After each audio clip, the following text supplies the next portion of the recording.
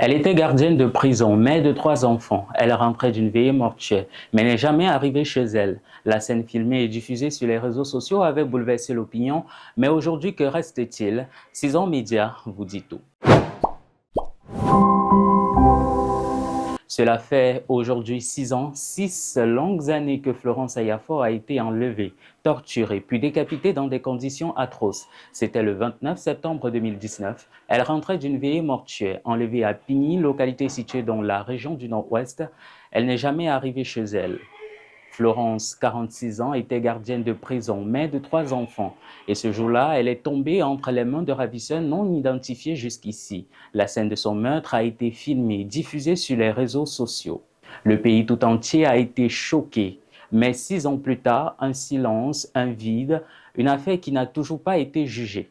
Les proches de Florence Ayafor attendent toujours. 2 suspects, Niba Innocent, 31 ans, et Ngou Roger, 30 ans, en 2020, ont bel et bien été arrêtés. Issus d'un gang de 7 individus, dont 4 traînaient sur plusieurs centaines de mètres la jeune femme nue, jambes largement écartées, avec une corde au cou, leur procès a été transféré au tribunal militaire de Yaoundé. Mais depuis, l'affaire est au point mort. Selon une communication gouvernementale, la gardienne de prison de 46 ans avait été violée avant son exécution.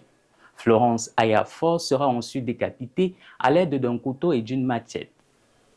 Sa tête déposée près de son corps, gisant dans une mare de sang dans un carrefour. Les audiences ont été renvoyées, les témoins intimidés et la famille, selon ses propres mots, totalement abandonnée.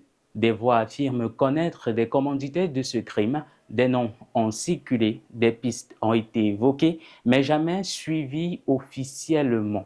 Aucune condamnation n'a été prononcée, aucun jugement rendu public et aucun soutien véritable apporté aux enfants de la victime. Aujourd'hui, le nom de Florence Ayafor est presque tombé dans l'oubli, mais pour sa famille, pour ses proches, pour tous ceux qui espèrent encore un état de droit, ce meurtre reste une plaie ouverte. Il n'y a toujours ni vérité, ni réparation.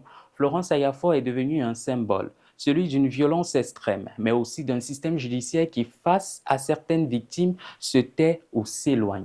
6 ans plus tard, quel souvenir gardez-vous du meurtre de Florence Ayafor? Que pensez-vous du traitement judiciaire apporté à cette affaire? Donnez-nous votre avis en commentaire. N'hésitez pas à liker, partager, commenter et vous abonner pour plus de contenu sur 6 Media.